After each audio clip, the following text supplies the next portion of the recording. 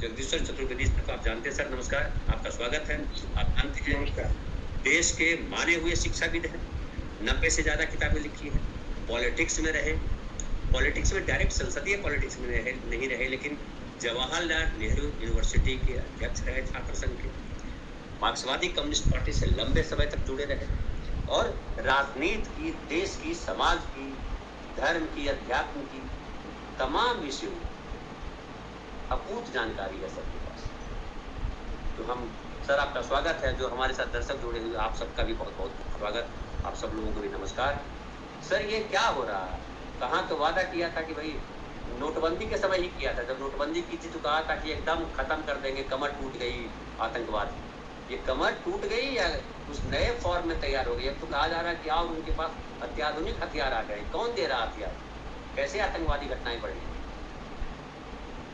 असल में ये जो कश्मीर में जो जिसकी आप चर्चा कर रहे हैं कि ये असफल मोदी की नीति हुई है, उसका एक पहला चरण तो शुरू हो चुका है कि लोकसभा के चुनाव में जिस तरह से बीजेपी गायब हुई है, मैं वो साफ कह रहा हूँ, उसकी नींव तो रखी जा चुकी है। और दूसरा काम, सुप्रीम कोर्ट के आदेश का पालन उन्हें करना जरूरी है, तो अब वो राज्य का गठन हो। नरेंद्र मोदी ने बहुत सोच समझ कर क्यों किया था राज्य का विघटन और राज्य का अस्तित्व ही खत्म क्यों किया था, मैं इसकी चर्चा थोड़ी देर बाद करूंगा। लेकिन मैं पहली बात तो ये कहना चाहता हूं कि नरेंद्र मोदी के मुंह पर ये करारा तमाचा है, अब ये राज्य का गठन होगा। नरेंद्र मोदी इसे किसी भी कॉस्ट पर टाल नहीं सकते। नरेंद्र मोदी ने जो राज्य तोड़ा था और नष्ट किया था, नक्शे से ही राज्य गायब कर दिया था जम्मू कश्मीर, वो सुचिंतित तरीके से गायब किया था और उसका लक्ष्य वही था 2047। आपने ध्यान दिया होगा कि सब जगह नरेंद्र मोदी की एक टैगलाइन चल रही है, 2047 तक उन्हें काम करना। पता नहीं लोगों ने ध्यान दिया कि नहीं दिया। ये 2047 का मतलब यह है कि जब हमारा जो देश है वो अपनी सेंचुरी मनाएगा और हम यानी आरएसएस के लोग उस 2047 तक भारत को हिंदू राष्ट्र बना देंगे। ये मैं नहीं कह रहा, आरएसएस के एक थिंक टैंक है, बहुत ही बड़े उनके प्रचारक हैं, सुनील अंबेडकर की एक किताब है जो कि अभी हाल में ही आई है, ये RSS road map of 21st century, 2021 में पुस्तक आई और ये पुस्तक बहुत महत्वपूर्ण पुस्तक है। आरएसएस के पूरे मॉडल को नए सिरे से जानने के लिहाज से बहुत बढ़िया पुस्तक है। और जो आपने शुरू में जिक्र किया था कि बीपी सिंह की सरकार के टाइम पे, इस समय 1990 के आसपास जब वहां इंसर्जेंसी शुरू हुई, तो उसी समय आरएसएस ने अपना एक डॉक्यूमेंट स्टेटमेंट जारी किया था, एक दस्तावेजी बयान जारी किया था जिसका नाम उन्होंने रखा था मिशन एंड विजन। मैं दर्शकों से ये अनुरोध करना चाहूंगा वो किसी तरह से ये मिशन एंड विजन जुगाड़ करें इंटरनेट से या किसी तरह से, तो उन्हें कुछ अंदाजा लगे कि आरएसएस के दिमाग में चल क्या रहा। और ये जो नरेंद्र मोदी ने जो किया है, ये नरेंद्र मोदी ने आरएसएस के लक्ष्य की पूर्ति के लिए किया था। 2070 और 370 का जो संविधान से में जो प्रावधान था उसको निकाला उन्होंने, और ये करके उन्होंने आरएसएस के लिए एक तरह से गिफ्ट में दिया जम्मू कश्मीर, जैसा कि आरएसएस चाहता था। अब मुसीबत यह है कि पिछले 75 साल में जो डेवलपमेंट है और उसके जस्ट पहले का जो डेवलपमेंट है जिसे हम आजाद कश्मीर कहते हैं, उसका मैं एक संक्षेप में जिक्र जरूर करना चाहूंगा, बहुत ही जरूरी है वो। भाई हम तो चाहते हैं आजाद कश्मीर भारत में आ जाए, मैं निजी तौर पर चाहता हूं, लेकिन पहले मैं एक बयान चाहता हूं और एक चीज समझाना चाहता हूं सभी लोगों को, वो ये कि ये आजाद कश्मीर भारत के हाथ से गया क्यों? हिंदू राजा बड़े ताकतवर होते हैं, हिंदुओं के पेशाब से चिराग जलता है और हिंदू राजाओं से सब थर-थर कांपते हैं, ये हिंदू राजा के ही कब्जे में था, भारत में नहीं था कश्मीर उस समय, नेहरू के अंडर में वो कश्मीर नहीं था।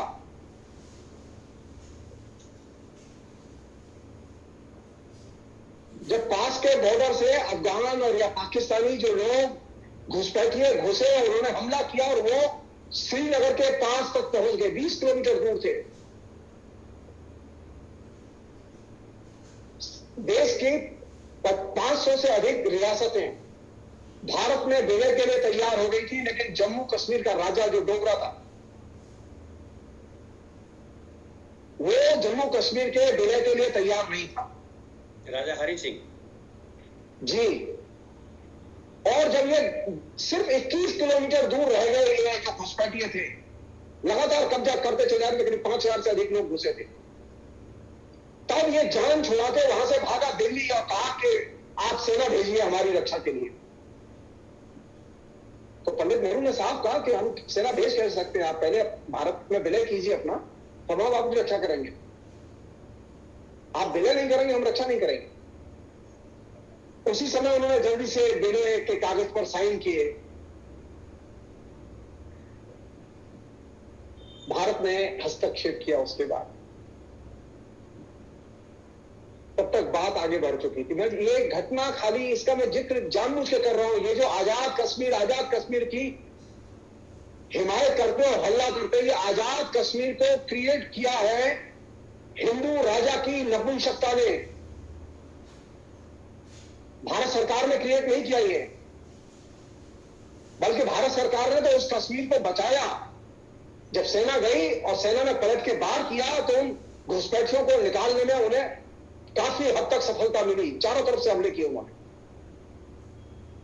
ये जो जलेबी बांट रहे हैं ना हिंदू राष्ट्र की, तो हिंदू राष्ट्र की जलेबी खाने वाले ये कम से कम समझा कि हिंदू राष्ट्र के जो संरक्षक थे हिंदू राजा, वो नपुंसक हुआ करते थे, उनके अंदर कोई ताकत नहीं थी।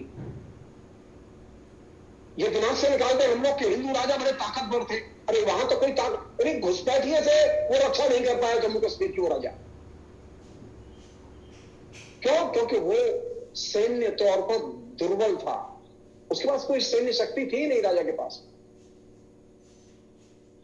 क्योंकि उसका एक बहुत बड़े इलाके में, जिसमें वो इलाका भी है जो कि आजाद कश्मीर में चला गया, वो डोगरा राज्य के पास ही था, वो इलाका भी है जो लेह लद्दाख था, वो भी जम्मू कश्मीर में था, और जम्मू और कश्मीर तो थे ही उसमें।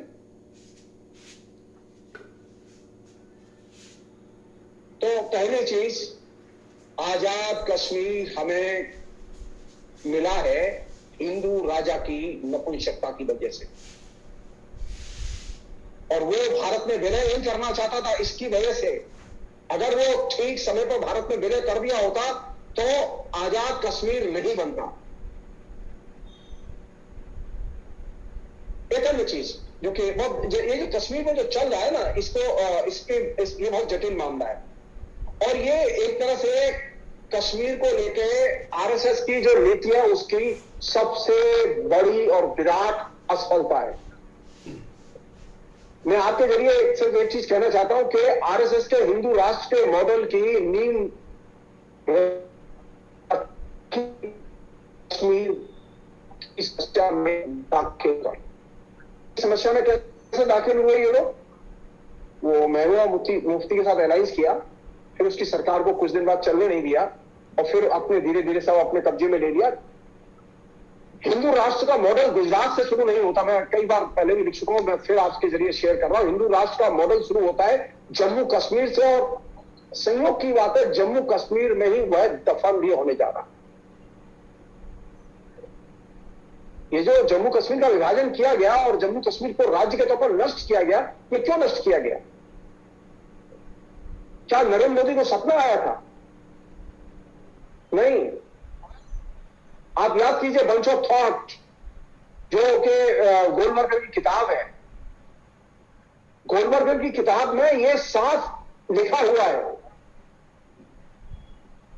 कि हमें एक ऐसा राष्ट्र बनाना है, एकीकृत राष्ट्र, जिसमें के राज्यों के पास में और केंद्र शासित क्षेत्रों के पास में कोई स्वायत्तता नहीं होगी, कोई अधिकार नहीं होंगे, वो सीधे केंद्र के अधिकार में होंगे।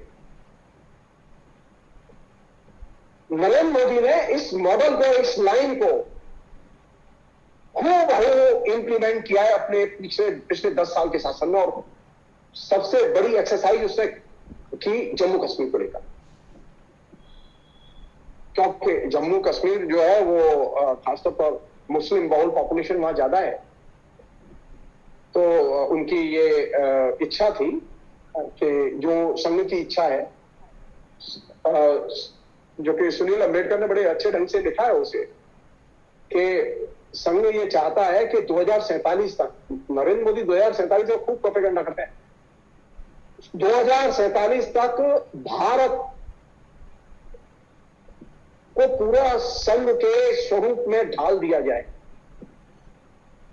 आरएसएस की विचारधारा में कन्वर्ट कर दिया जाए। कैसे कन्वर्ट किया जाए? जैसे दूध और चीनी में का मिलन कर दिया जाता है और वे एक दूसरे में घुल मिल जाते हैं, ऐसे एकीकृत कर दिया जाए। ये मॉडल लेके नरेंद्र मोदी सत्ता में आए हैं। नरेंद्र मोदी ये मॉडल लेके नहीं आए जो गारंटी, विकास, डेवलपमेंट, ये सब जो बातें कर रहे हैं ये नहीं। नरेंद्र मोदी का रियल मॉडल यह, जो कि अभी 3rd टर्म में इलेक्शन के दौरान वो खुल के आया सामने। शुरुआत उसकी हो चुकी थी कश्मीर नीति से, जो उन्होंने 370 जो धारा जो संविधान की उसका हटाया उन्होंने, उससे उसकी शुरुआत हो चुकी थी। यानी नरेंद्र मोदी ने अपने चुनाव जीतते ही, 2nd टर्म का चुनाव जीतते ही, वो कहते थे ना कि जो 70 साल में नहीं हुआ वो मैंने 70 दिन में कर दिखाया। तो वो 5 अगस्त 2019 को उन्होंने 370 हटाने का निर्णय लिया, और 370 हटाने के निर्णय के पीछे उन्होंने पूरी तरह से एक चीज का ख्याल रखा जो आरएसएस चाहता था। वो क्या था? अब आप थोड़ा सा गौर कीजिए कि ये जो नरेंद्र मोदी कर रहे हैं वो क्यों कर रहे हैं।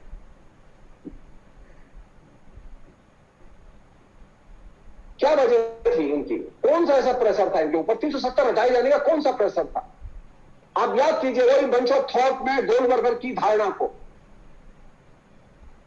हम राज्य सरकारों के अधिकार और उनकी स्वायत्तता और केंद्र शासित क्षेत्र और उनकी स्वायत्तता को हम नहीं मानते।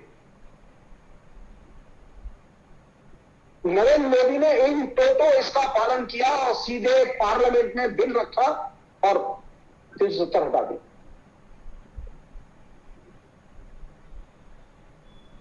तीन सौ 370 हटाने के बाद में सबसे बड़ा परिणाम क्या निकला?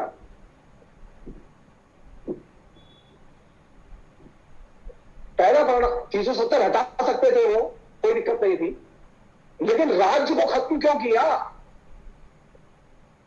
जम्मू कश्मीर एज ए राज्य का एकदम नक्शे से गायब हो जाना, यही सबसे बड़ी ट्रेजेडी थी।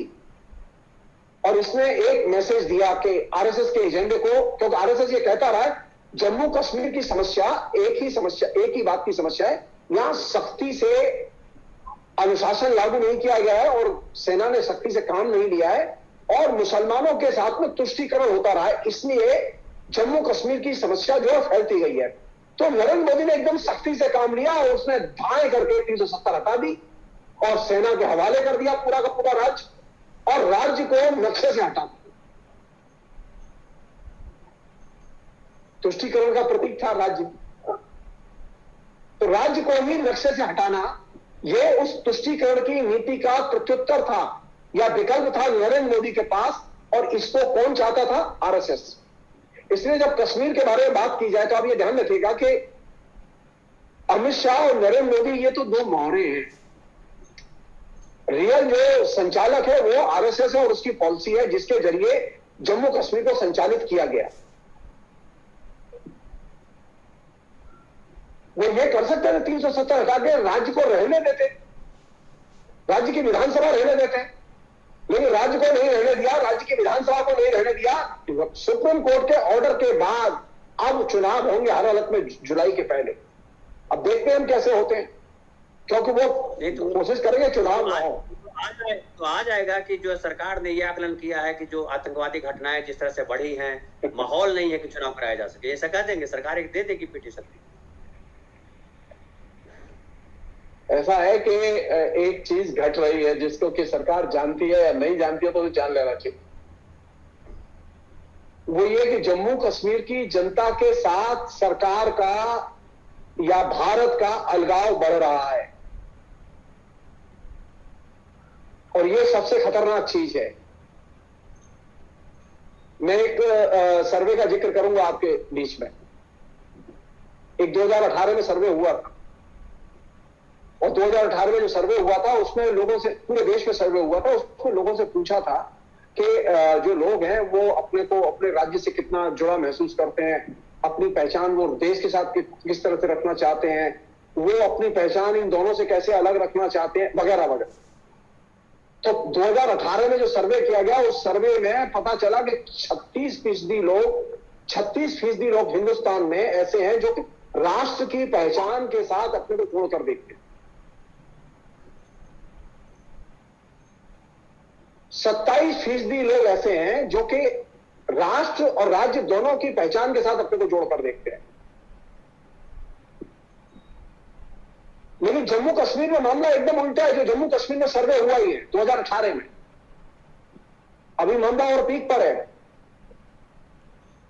जम्मू कश्मीर के लोगों से पूछा गया तो मालूम पड़ा कि 63% लोग राज्य की पहचान से अपने को जोड़कर देखते हैं,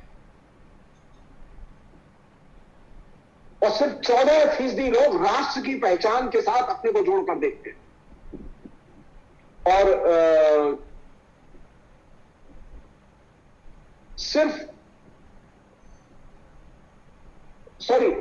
ये 14% लोग जो है वो ऐसे हैं जो कि राष्ट्र और राज्य की पहचान के साथ अपने को जोड़कर देखते हैं, और 16% लोग ऐसे हैं जो कि एकदम भिन्न ढंग से देखते हैं, देश के साथ जुड़े। जी, यस।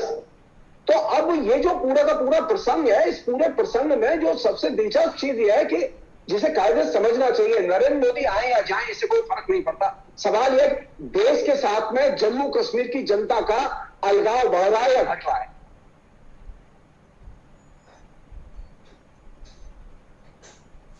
दो 2018 से लेके अब 23-5 में स्थितियां और ज्यादा बदतर हुई हैं।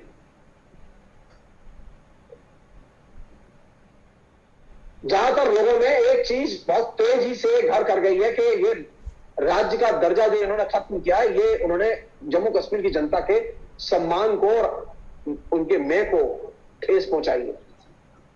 हर नागरिक अपने को आहत और घायल महसूस करता है वहां। और सिर्फ वो राज्य को ही खत्म नहीं किया, बल्कि एक खराब काम यह किया कि उसका विभाजन कर दिया, उस पर केंद्र शासित क्षेत्र बना दिया। क्यों?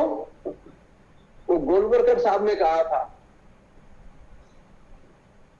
केंद्र के शासन में रहना होगा, राज्यों की इकाई नहीं होगी। जो केंद्र के शासन में अब सीधे डायरेक्ट केंद्र से शासित है पूरा का पूरा जम्मू कश्मीर और लद्दाख।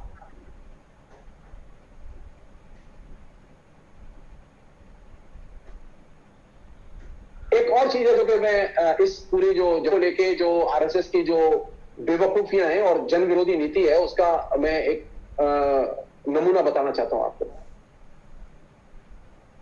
वो ये कि जम्मू कश्मीर में 2000 में विश्व हिंदू परिषद ने मांग की थी कि जम्मू कश्मीर को 4 भागों में विभाजित कर दिया जाए। सब लोग जानते हैं विश्व हिंदू परिषद जो आरएसएस का फ्रंट ऑर्गेनाइजेशन है। और 2002 में जब इलेक्शन थे वहां, तो 2002 के इलेक्शन के टाइम पर बीजेपी का मैनिफेस्टो देखने लायक है। बीजेपी ने 2002 के इलेक्शन में मांग की थी और मैनिफेस्टो में रखी थी कि हमें जम्मू अलग राज्य चाहिए, जम्मू कश्मीर में जम्मू अलग राज्य चाहिए। और जब जम्मू अलग राज्य की मांग को लेकर वे इलेक्शन में पार्टिसिपेट किया उन्होंने, तो वहां 37 सीटें थी। 37 सीटों में से भाजपा को सिर्फ 1 सीट मिली, 36 सीट पर भाजपा हारी। जम्मू में जो ये सेटबैक लगा कि जनता में, हिंदू जनता में जिसको कि अलग जम्मू राज्य की मांग वो कर रहे थे, उसने इन्हें एकदम ठुकरा दिया और सिर्फ एक सीट इनको मिली। उसी में उन्होंने ये भी कहा था कि हम 370 हटाएंगे और लद्दाख को राज्य से अलग करेंगे वगैरह वगैरह, लेकिन उसमें जम्मू एक अलग राज्य होगा ये मांग थी। मैं क्यों बताना चाहता हूं कि एक तरफ आप 2002 में ये कहते हैं कि हम जम्मू को राज्य बनाएंगे,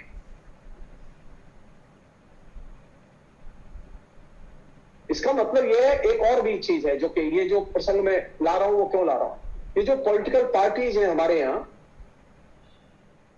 इनमें बहुत सारी पॉलिटिकल पार्टी राजनीतिक तौर पर निरक्षर, वो आरएसएस की जो डिमांड तरह तरह की समय समय पर आती रही है उनकी गंभीरता को वो समझती नहीं है। जनता समझती है, जनता ने उसे सबक सिखाया है। अब आप देखिएगा 2002 के बाद में कितने लोग आरएसएस के और बीजेपी के साथ आए और गए, मैं उसके डिटेल्स में नहीं जाना चाहता। मैं जो चीज रखना चाहता हूं यह कि जब हम ये जानते हैं कि बीजेपी का जम्मू कश्मीर को लेकर विभाजनकारी एजेंडा है, तो हम बीजेपी को सपोर्ट कैसे कर सकते हैं? वो चाहे जितने भी गंगा में खड़े होकर सौगंध खा के कहें कि हम देश की रक्षा करेंगे, वो देश की रक्षा नहीं कर सकते। क्यों नहीं कर सकते ये मैं नहीं कह रहा हूं, अब मैं आपको दूसरी जगह ले चलता हूं। ये जो पूरी कश्मीर पॉलिसी है, मैं कश्मीर के ही लोगों में केंद्रित रहना चाहता हूं।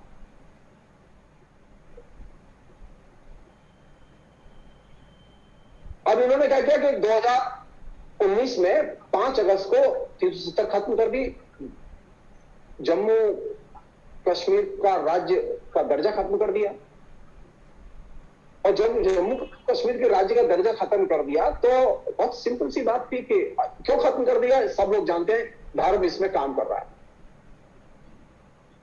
तो इन्होंने क्या किया, लद्दाख को एक यूनियन टेरिटरी बना दिया।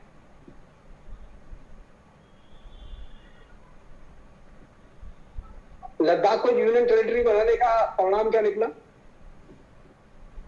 वहां अशांति खत्म नहीं हो रही है, अभी वहां अशांति अभी चल रही है। चाइनीज एजेंट बता रहे हैं, वो धरना प्रदर्शन कर रहे हैं मांग के लिए कि लोग ये उम्मीद कर रहे थे, लोग ये उम्मीद कर रहे थे कि जम्मू कश्मीर को, जब लद्दाख को आप अलग केंद्र शासित प्रदेश बना रहे हैं तो जम्मू को कश्मीर से अलग करेंगे आप, लेकिन जम्मू को कश्मीर से अलग नहीं किया इन लोगों ने। क्यों? क्योंकि इनकी मुश्किल यह थी कि अगर जम्मू को अलग कर देंगे धर्म के नाम पर, तो धर्म के नाम पर सब सारा खेल चल रहा था, तो इन्हें डर यह था कि जम्मू में जो 10 जिले हैं उनमें 6 जिले ऐसे हैं जिनमें के मुस्लिम बहुसंख्यक हैं,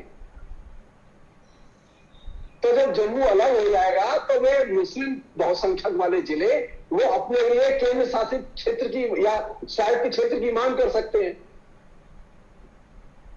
तो ये जो पॉलिसी है जिस पर ये चल रहे हैं, ये पॉलिसी में टुकड़े ही टुकड़े टुकड़े ही टुकड़े टुकड़े ही टुकड़े शामिल है। इसमें राष्ट्र को एकीकृत रखने का कोई विजन नहीं है।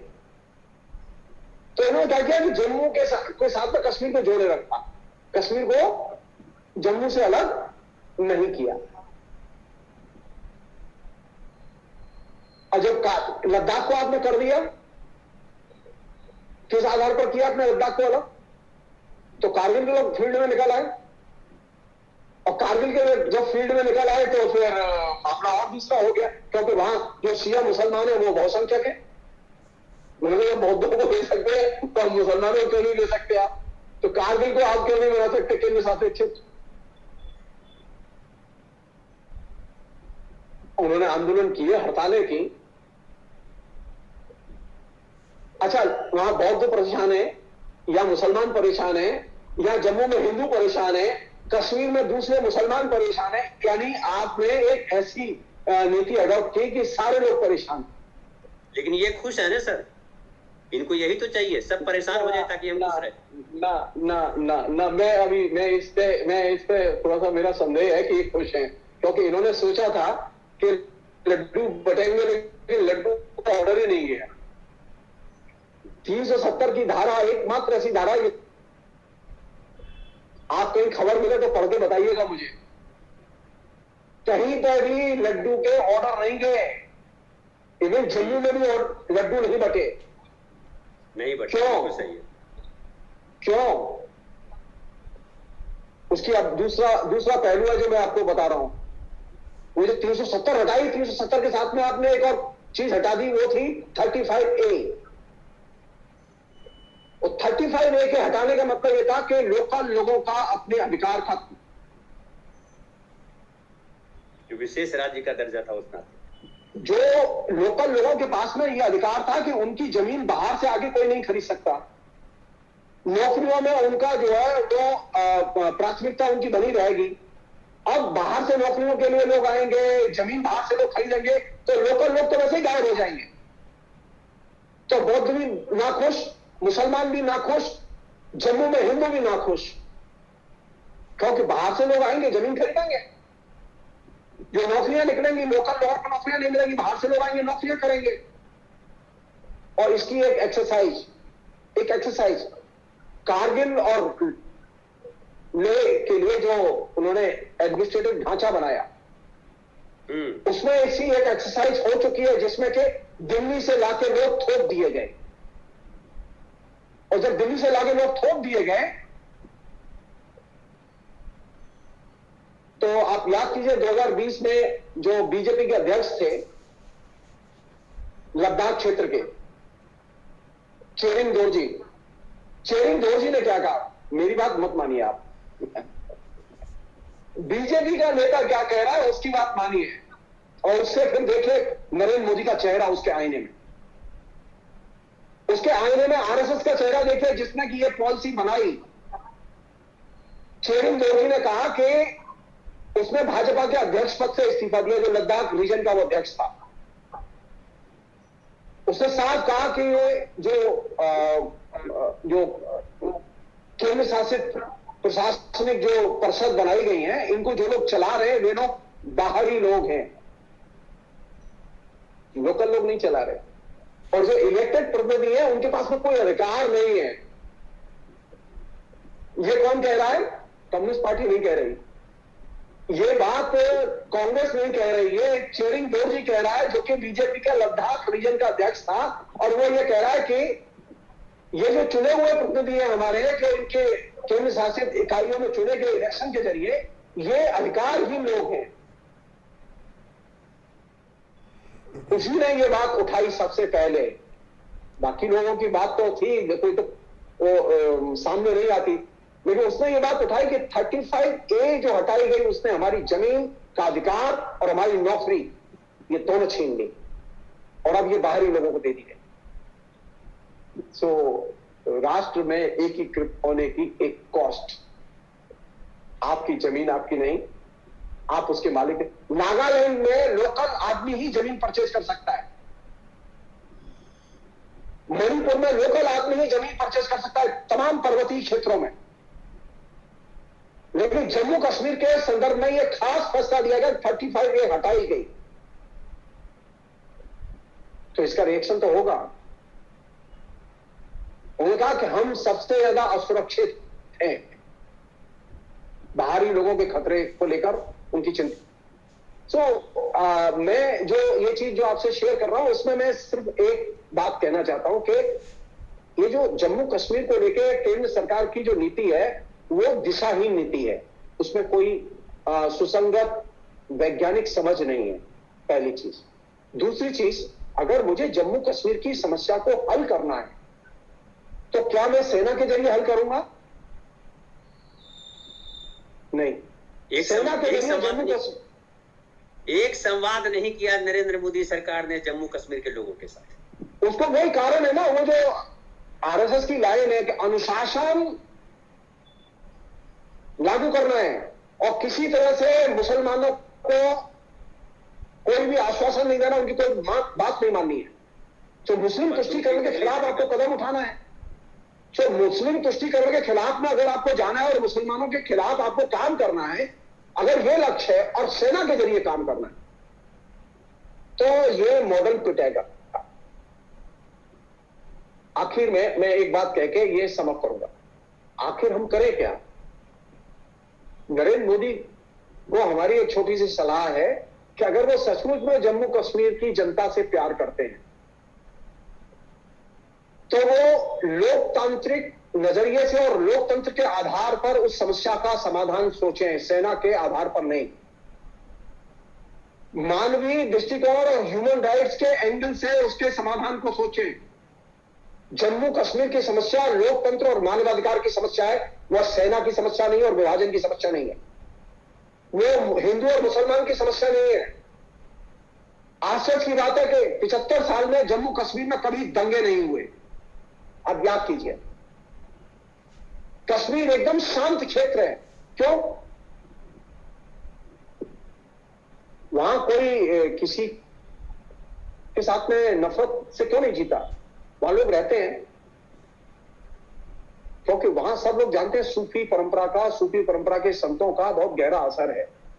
और सूफी जो हुए थे उनके प्रभाव की वजह से ही बड़े पैमाने पर हिंदू मुसलमान बने। ये मुस्लिम शासकों की वजह से वहां कन्वर्जन नहीं हुआ था। ये झूठ बोलना बंद कर। असल में दिक्कत क्या है कि अब ये जो इन्होंने संतों की जो भीड़ खड़ी की है, ये तो एक आदमी को हिंदू नहीं बना सकती। और वहां सूफी संतों ने बड़े पैमाने पर हिंदुओं को मुसलमान बना दिया। सर ये और कौन सी चीज सीखी उन्होंने? सर एक मिनट सर, मैं दखल दे रहा हूँ। ये जो संतों की भीड़ खड़ी की है, ये हिंदू धर्म को बर्बाद करने के लिए खड़ी जी। हाँ, डेफिनेटली। ये जो कश्मीर की नीति जो है वो असल में हिंदू राष्ट्र की पराजय का एक तरह से प्रतिबिंबन है। ये जो हिंदू राष्ट्र का सपना आपने देखा था और इसकी शुरुआत आप जम्मू कश्मीर से करना चाहते थे, ये उसकी पराजय की शुरुआत है। तो होंगे ये संभव ही नहीं है कि राज्य का दर्जा दिए बिना आप वहां जा सके, ये संभव नहीं है। और आखिरी चीज जो मैं कहना चाहता हूं, मुझे तो कश्मीर की जनता से बड़ा प्यार है, मैं बार बार जाता हूं। और मैं जब 2019 में हटाई गई थी कश्मीर में 370, मैं उस दिन वहीं था, बाई चांस की बात थी।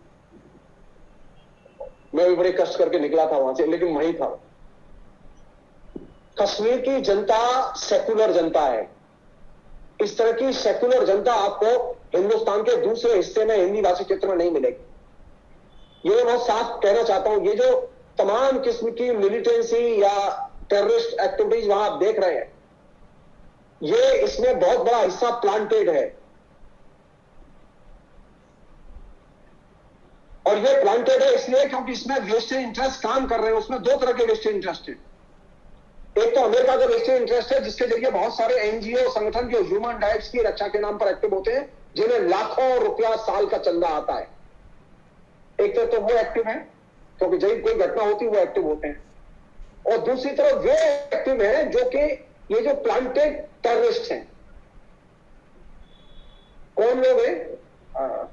हमारा संयोग है आज की अभी 2 दिन पहले ही बुरहान वानी का जो है वो था। और बुरहान वानी क्या करता था? कहने के लिए वो सोशल मीडिया पर टेररिस्टों के लिए लिखता था, लेकिन क्या वो टेररिस्ट था?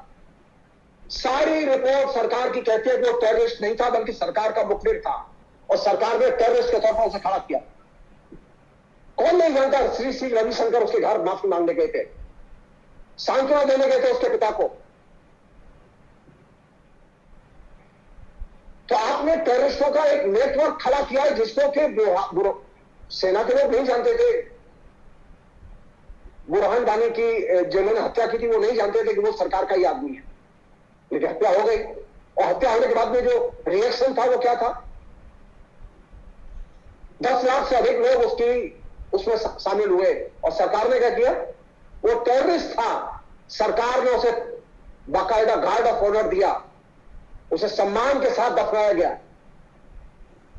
तो ये जो टेररिज्म की घटनाएं हो रही है, ये इसमें प्लांटेड घटनाएं कौन सी हैं ये कहना मुश्किल है, लेकिन प्लांटेड घटनाएं हैं इसमें।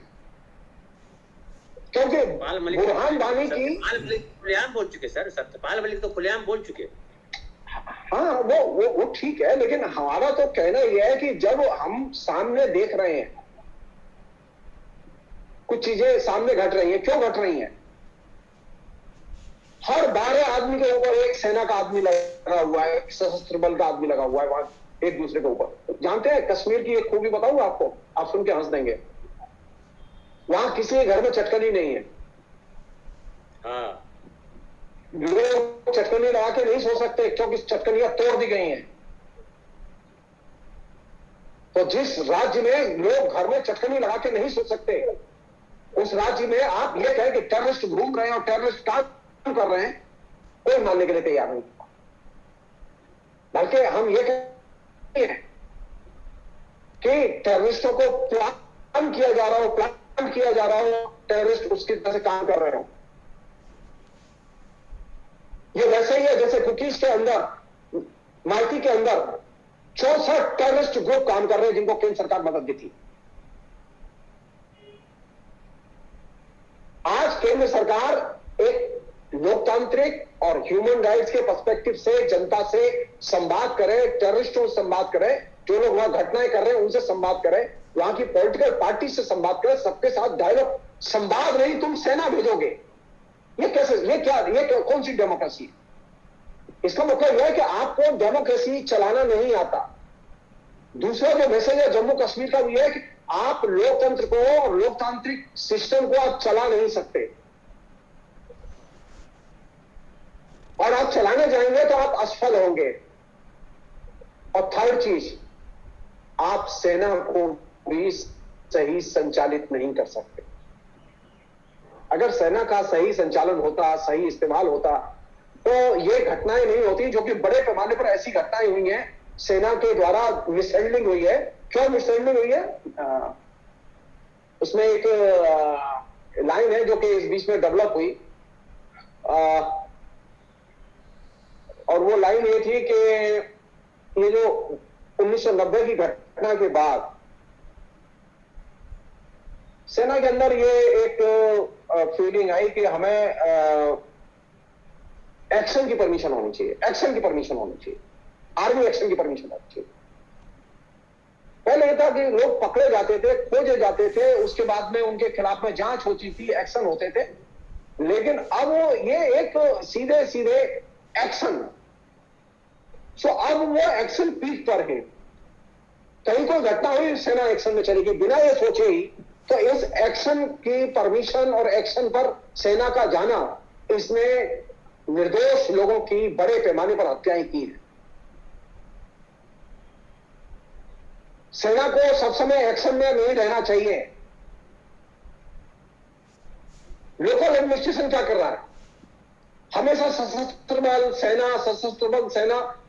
दुनिया में कोई भी ऐसा देश और कोई भी स्पॉट नहीं है जहां इतनी सेना हो एक साथ, जो कश्मीर में है। कश्मीर में तकरीबन 6 लाख सैनिक और बॉर्डर सिक्योरिटी फोर्स वगैरह के लोग, 6 लाख से अधिक लोग लगे हुए हैं। छोटा सा इलाका है। हर 14-15 आदमी के ऊपर एक आदमी पुलिस का, सेना का लगा हुआ है। तो इससे सबसे जो खतरा है वो किस आम नागरिक को खतरा है, और आम नागरिक के जीवन को खतरा है। आम नागरिक का जीवन सबसे ज्यादा कष्टमय है, और उसमें अगर मुझसे पूछे, स्त्रियां सबसे ज्यादा तकलीफ में है। हिंदुस्तान के लोग और आपके श्रोता इस बात को जान लें, जम्मू कश्मीर में सबसे ज्यादा तकलीफ में औरतें हैं। उनको घर में उत्पीड़न झेलना पड़ता है, उनके पति मारे गए हैं, उनके पति भगा दिए गए हैं, उनके पति एनकाउंटर करके मारे गए हैं, उनके पति टेररिस्ट बन गए और वे भयानक अवसाद की शिकार हैं। लाखों औरतें हैं। कोई ऑडिटिंग नहीं है इसकी, कोई ऑडिटिंग नहीं है, कोई चर्चा नहीं है। कोई चर्चा नहीं है कि उनके बच्चे जो लोग टेररिस्ट बना दिए गए या टेररिस्ट हो गए, या जो लोग टेररिस्ट करके मार दिए गए, उनके बच्चे किस हाल में हैं। कोई ऑडिटिंग नहीं है। तो आम नागरिक का जीवन सबसे ज्यादा असुरक्षित हुआ है नरेंद्र मोदी के आने के बाद। और जब नरेंद्र मोदी आए थे, आप याद कीजिए, जम्मू कश्मीर में शांति थी, इलेक्टेड गवर्नमेंट थी, और नरेंद्र मोदी के आने के बाद में लगातार स्थितियां खराब हुई। और अंत में एक चीज का जिक्र करके मैं छोड़ दे रहा हूं, बस जिसे पाठक पढ़े। नरेंद्र मोदी ने 2008 में एक किताब लिखी थी गुजराती में, और उस किताब में उन्होंने उन 16 व्यक्तियों के ऊपर विस्तार से लिखा जिनका तो उनके व्यक्तित्व में प्रभाव था या है। नरेंद्र व्यक्तियों से प्रभावित है, वे सभी आरएसएस के लोग हैं और उनमें सबसे अधिक पन्ने उन्होंने खर्च किए गोलवरकर के ऊपर, उनसे ज्यादा प्रभावित है। क्या चाहते थे गोलवरकर? चाहते थे कि हिंदुस्तान में ये जो राज्य है ये राज्य नहीं रहने चाहिए। ये जो राज्य बने हैं, जो इन राज्यों को गोलवरकर पसंद नहीं करते, केंद्र शासित क्षेत्र बने, इन्हें गोलवरकर पसंद नहीं करते थे। और नरेंद्र मोदी ठीक इसी लक्ष्य की ओर लगातार काम करते रहे, अभी भी काम कर रहे हैं। वो राज्यों की स्वायत्तता, राज्यों के अधिकार, केंद्र शासित क्षेत्र की स्वायत्तता, उनके अधिकार, इनको वो नहीं मानते। उनका जो आदर्श है गोलवरकर, वो उनके जेहन में बैठा हुआ है और वो उनको प्रेरित कर रहा है। तो ये जो आरएसएस के लोग जो कहते हैं ना कि हमारा तो मोदी से कोई संबंध नहीं है, तो वो फेक है, वो फेक है। नरेंद्र मोदी उसी आइडियोलॉजिकल फ्रेमवर्क में जो गोलवरकर ने तैयार किया था, आरएसएस ने तैयार किया था, उसी आइडियोलॉजिकल फ्रेमवर्क में उन्होंने जम्मू कश्मीर की नीति को लागू किया, जो कि पूरी तरह से फेल हुई। ये सिर्फ मोदी की असफलता नहीं है, बल्कि आरएसएस की भी असफलता है फिलहाल में। जी, तो बहुत बहुत धन्यवाद।